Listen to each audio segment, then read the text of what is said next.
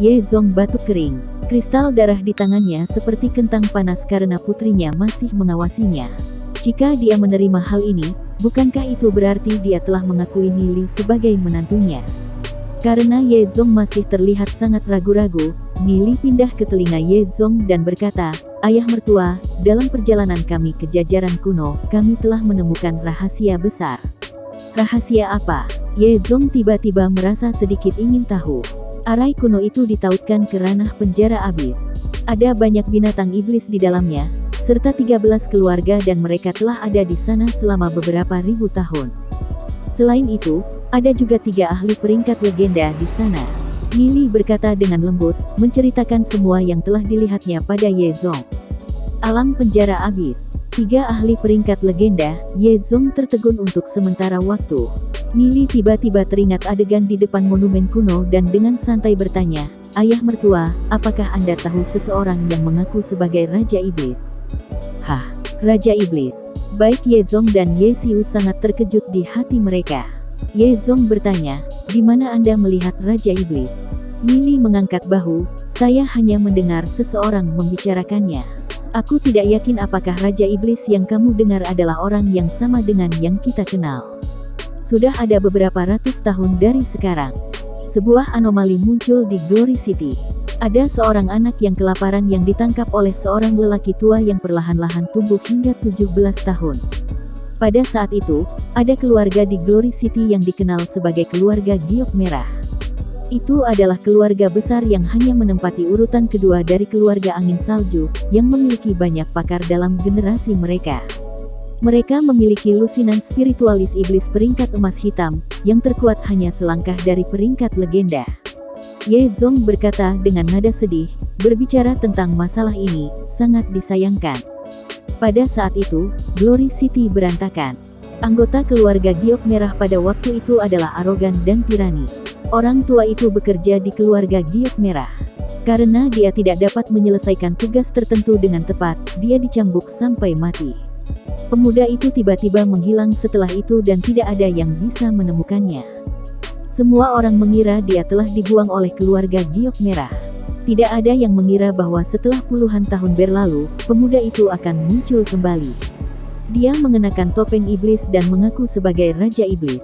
Dia berjalan langsung ke wilayah keluarga Giok Merah dan memulai pembantaian. "Apa hasilnya?"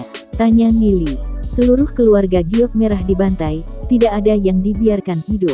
Puluhan ahli peringkat emas hitam dan satu yang keberadaannya hanya kedua dari peringkat legenda." Ye Zong menghela nafas dan berkata, "Raja Iblis ini mungkin memiliki kekuatan peringkat legenda. Namun, ketika dia membantai seluruh keluarga Giok Merah, dia menderita cedera hebat. Perbuatannya yang mengerikan menyebabkan keluarga-keluarga lain menjadi panik dan membuat mereka marah. Mereka mulai mengirim banyak ahli untuk mengejarnya. Hasilnya adalah pertempuran yang mengguncang bumi, tetapi Raja Iblis masih berhasil melarikan diri ke pegunungan leluhur." "Apa yang terjadi setelah itu?" tanya Nili. "Raja Iblis mendirikan kuil hitam." Ye Zong berkata, "Banyak yang mengatakan bahwa tidak lama setelah Dark Guild didirikan, Raja Iblis mati. Ada juga beberapa yang mengatakan bahwa dia masih hidup, mencoba membangun kuil hitam selama beberapa ratus tahun terakhir. Selanjutnya, pemimpin Dark Guild selalu disebut Raja Iblis." Mendengar hal ini, semua orang tidak bisa menahan nafas. Setelah dia memikirkan sesuatu, tatapan Ye Zong jatuh ke Duan Jian dan kemudian bertanya, "Nili, siapa dia?" "Namanya Duan Jian," diperkenalkan Nili. Duan Jian dengan hormat berkata kepada Ye Zong, "Aku adalah pelayan Tuan Nili." "Hah, pelayan Nili?" Ye Zong dan Ye Xiu kaget di hati mereka. Saat mereka melihat Duan Jian, mereka bisa merasakan aura kuat datang darinya. Mereka berpikir bahwa dia adalah seorang ahli dengan identitas misterius. Mereka tidak pernah berpikir bahwa dia akan menjadi pelayan Nili. Mereka memiliki perasaan bahwa kekuatan Duan Jian setidaknya peringkat emas hitam. "Nili, karena dia pelayanmu, kamu akan bertanggung jawab untuk mengatur tempat tinggalnya," kata Ye Zong sambil menatap Nili. "Baik." Nili menganggukkan kepalanya, lalu dia melihat Duan Jian dan berkata, "Duan Jian, bertindaklah bebas di mansion ini. Perlakukan ini seperti rumah Anda." "Ya Tuan," kata Duan Jian, dengan hormat. Apa yang dimaksud dengan memperlakukan tempat ini seperti rumah Anda? Ye Zong tidak bisa menahan perasaan tidak berdaya. Setelah merenung sebentar, Ye Zong berkata, "Baiklah, Nili tetap di sini, sisanya kembali dan berlatih." "Ya Tuan Kota." Duze dan yang lainnya memperhatikan perintah dengan hormat, mengucapkan selamat tinggal pada Nili dan kemudian pergi. Xiao Ninger dan Ye Ziyun keduanya memandang Nili dan kemudian melihat Ye Zong lagi sebelum meninggalkan aula. "Ayah mertua, apa yang ingin Anda bicarakan dengan saya?" kata Nili sambil tersenyum dan menatap Ye Zong. Wajah Ye Zong menjadi gelap ketika dia berkata, "Nili, jangan berpikir bahwa aku tidak tahu apa yang kamu rencanakan. Jangan panggil aku ayah mertua di depan begitu banyak orang di masa depan, kalau tidak, aku pasti tidak akan membiarkanmu. Ayah mertua, kamu terlalu tidak bermoral. Saya sudah memberi Anda kendali atas arai 10.000 binatang iblis, Anda bahkan menerima hal yang sangat berharga seperti kristal darah dan saya bahkan memberitahu Anda hal-hal tentang arai kuno yang terhubung dengan alam penjara abis. Pada akhirnya, Anda menelan semuanya dan tidak mau mengakuinya. Bukankah kamu terlalu tidak benar untuk menjadi penguasa kota?" kata Nili sambil menatap Ye Zong. Ye Zong hanya terdiam.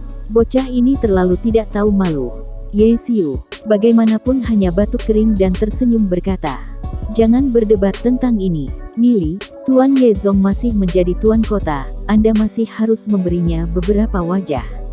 Mengenai masalah dengan Anda dan Ziyun, yakinlah, selama Ziyun menyetujuinya, saya dan penguasa kota tidak akan menghalangi Anda. Adapun bisnis ayah mertua ini, tidakkah Anda harus mendapatkan mas kawin Anda sebelum memanggilnya seperti itu? Apakah barang berharga seperti kristal darah masih belum dianggap mahar? Namun saya tidak akan berdebat dengan Anda tentang hal ini. Apa yang kamu inginkan, selama kamu bisa mengatakannya, aku akan bisa menyerahkannya dengan kedua tanganku." Karena Ye Zong tidak keberatan, suasana hati Nili jadi lebih baik.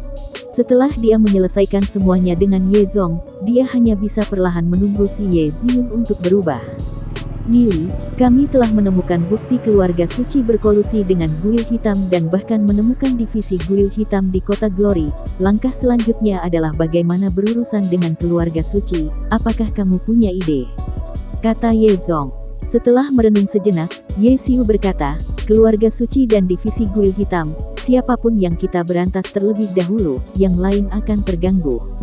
Sayangnya, jika kita ingin menyingkirkan keduanya, keluarga angin salju kita tidak akan memiliki cukup ahli. Jika kami mencari bantuan dari keluarga lain, berita itu mungkin bocor. Kami masih tidak yakin apakah ada mata-mata lain dari Guil Hitam dan keluarga suci di tempat lain.